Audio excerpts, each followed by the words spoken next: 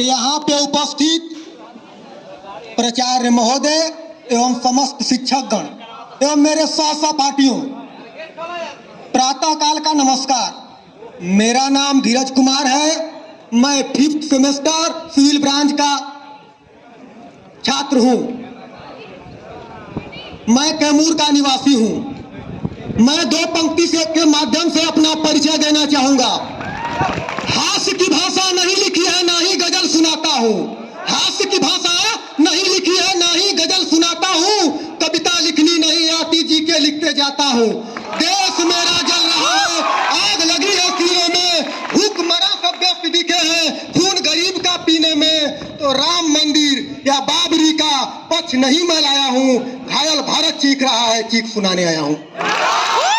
महोदय, देशभक्ति केवल देश के लिए जान देने को नहीं कहते हैं।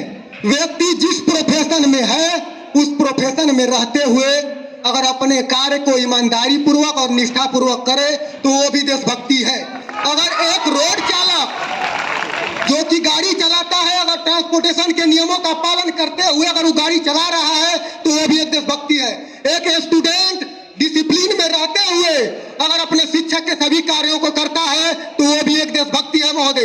एक शिक्षक अगर अच्छे से बच्चों को पढ़ाता है तो वो भी देशभक्ति है महोदय। शिक्षक का हमारे जीवन में बहुत बड़ा योगदान रहा है महोदय। मेरे सहपाठियों, जब हम स्कूल लाइफ में थे तो हमारे माँ बाप हमें सिखाते थे कि अपने गुरुजनों की इज्जत करना, वरना कहीं के नहीं रहोगे। और जब हम कॉलेज लाइफ में आए महोदय तो हमारे माँ बाप ने, हमारे शिक्षक ने हमें सिखाया कि गुरुजी की इज्जत, माँ बाप की इज्जत करना, वरना भीख मांग जाओगे। इस पर हम 2 पंक्ति कहना चाहेंगे कि हर प्रकार से नादान थे हम, हर प्रकार से नादान थे हम, गीली मिट्टी के समान थे हम। हर प्रकार से नादान थे हम, गीली मिट्टी के समान थे हम। आकार देकर उन्होंने हमें कठोर बना दिया, लेकिन खुद पैरों पर गुरुजी ने हमें चलना सिखा दिया।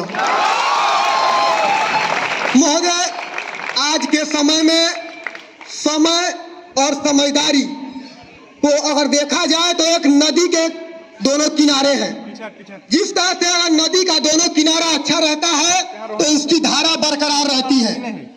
अगर नदी का एक भी किनारा अगर ठीक नहीं है तो धारा ठीक नहीं रहती है।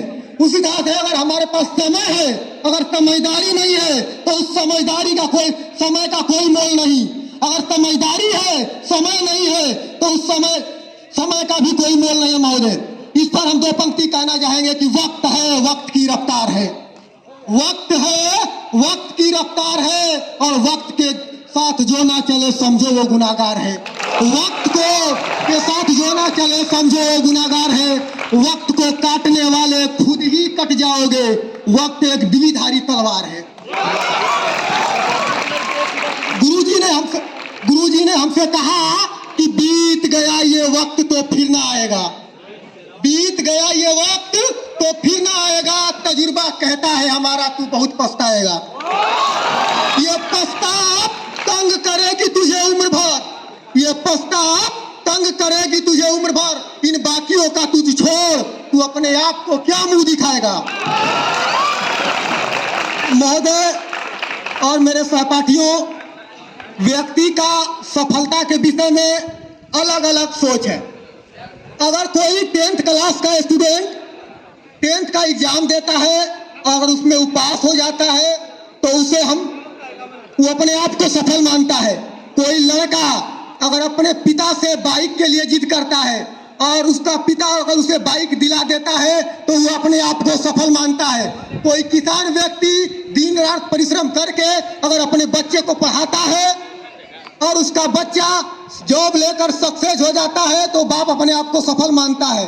सफलता की अलग अलग परिभाषा है महोदय, लेकिन इसके विषय में हमारी परिभाषा कुछ अलग है।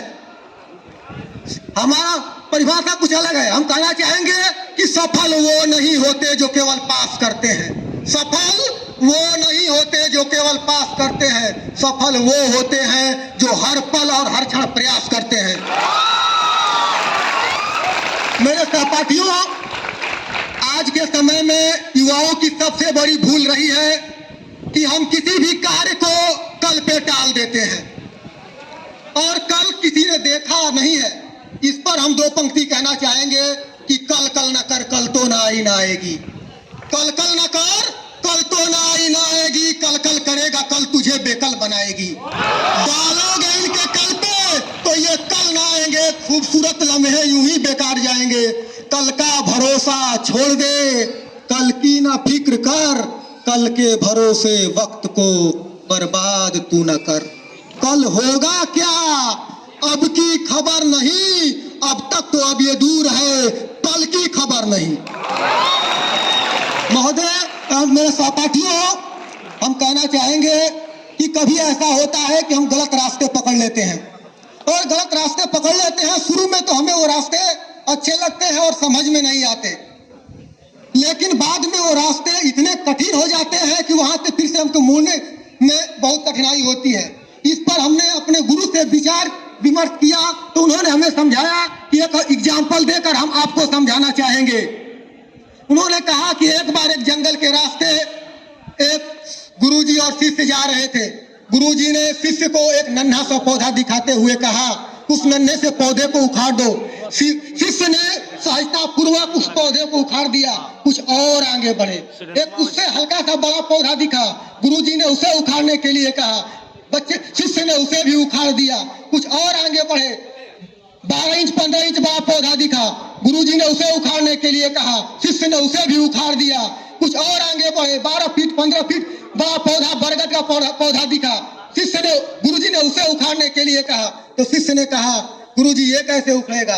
तो गुरुजी ने कहा, मैं तुम्हें यही समझाना चाहता था कि जब एक बार जड़ें मजबूत हो जाए ना, एक बार गलतियां अधिक हो जाए ना, तो वहां से मुड़ना मुमकिन नहीं, नामुमकिन होता है। कभी ऐसा होता है कि हम कोई अच्छा कार्य करने के लिए चलते हैं तो कभी समाज के डर से, कभी दोस्तों के डर से हम अपने आप को रोक लेते हैं महोदय, लेकिन हमारी विपत्ति में वो कोई साथ नहीं देगा। हम उस पर दो पंक्ति कहना चाहेंगे कि तेरी कामयाबियों पर तेरी तारीफ तो तेरी कोशिशों पर ताने होंगे।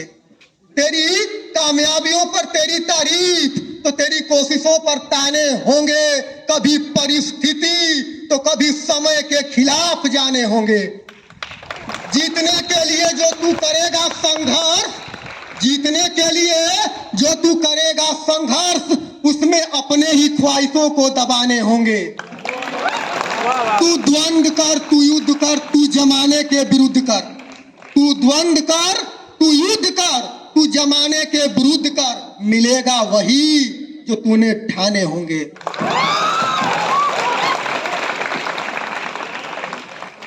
मेरे सहपाठियों, कभी ऐसा होता है कि हमें सही और गलत का फर्क नहीं समझ में आता है। हम इस आधुनिक समाज में जी रहे हैं, कुछ लोग तो सही गलत का फर्क समझते हुए भी उसे नजरअंदाज कर देते हैं।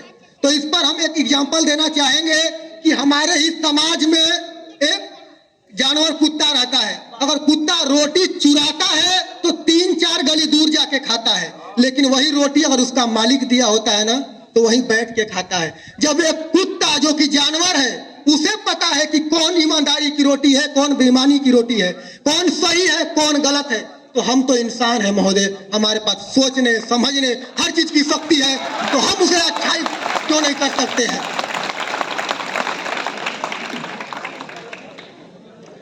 महोदय और मेरे सहपाठियों, कहते हैं कि कुछ मनुष्य के जीवन में प्रॉब्लम आती रहती है, समस्याएं आती रहती हैं, क्योंकि जिंदगी का दूसरा नाम ही प्रॉब्लम है। जिंदगी है जनाब, तकलीफ तो होगी ही।